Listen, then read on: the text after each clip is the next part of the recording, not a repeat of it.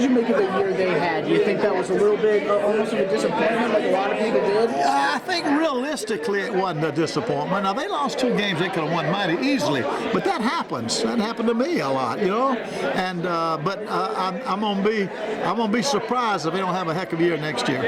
And talk about E.J. Manuel and his growth as a quarterback. Do you think next year is really that year he's going to make it? Well, I'll tell you one indication. The games he was hurt, they lost. The games he did not play or the games he didn't start, they lost. You know, so I think he's mighty valuable. And I think with another good spring training behind him, keep growing. He's so physical. You know, he's big and a wonderful young man. I wouldn't be surprised if he don't have a great year, and Florida State has a pretty good year. I think they're a little bit ahead of Florida and Miami right now.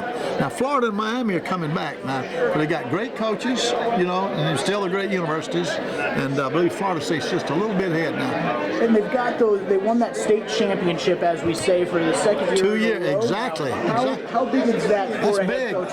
Hey, when I was there, one of my goals, not the national championship, the state championship. Because I used to tell my boys, hey boys, if we can beat Florida and Miami, we can win a national championship. And that's usually pretty true.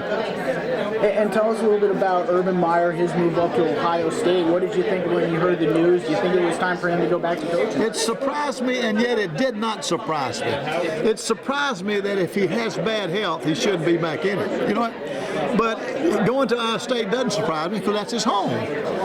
You know, I always wanted to go to Alabama. That was my home. I never did. But here he's got an opportunity to go back to his home. And so I can see why he did it. And, hey, all you do there is win. That's a great job. And the opportunity, I know, to go out to Alabama presented itself earlier in your career. Would you have seriously thought about that maybe later on in your career? One year, they did not offer me the job, and I would have taken it because I felt like I should go home. 4 years later, they offered me the job. I was already 70. I said, no, I'm getting too old, you know. So I stayed at Florida State where I belonged. And just talk a little bit about the national championship game. We're going to have a rematch of the big SEC game you saw between LSU and Alabama. Talk a little bit about those programs and if you think it's right. I was at the Alabama LSU game. In fact, I sat up in the Alabama stands with the students. And I thought Bama would win since they were playing in Tuscaloosa. Well, Bama lost. You know what? They missed 3 field goals. LSU didn't miss any, 9-6. All right, after that game, I felt like this game might be played again. Because in my opinion, that's the 2 best football teams in the country. And I believe that today. I still believe they're the best 2 teams in the country. So that's you got a 1 versus 2, and I don't think you pick them any better. I got to ask you a question. As a Florida State grad myself, it's a little bit of a sore subject, but Tim Tebow's success in the NFL, what do you make of it and how impressive has it been? Well, he's done that all his life. The boy is a winner. Somebody asked me before the year started about him. If some writer had said, what do you think about Tebow? I said, he's a winner. The guy's a winner.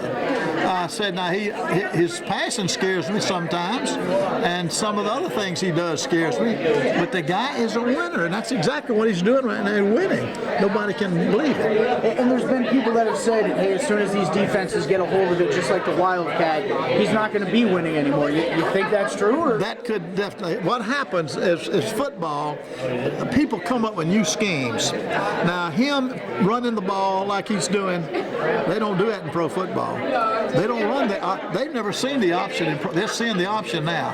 Now, it's like anything else. Defenses will eventually find out how to stop it, and they will stop it and force you to something else. Now, by that time, he might be a pretty darn good passer. He might be able to handle you with his arm.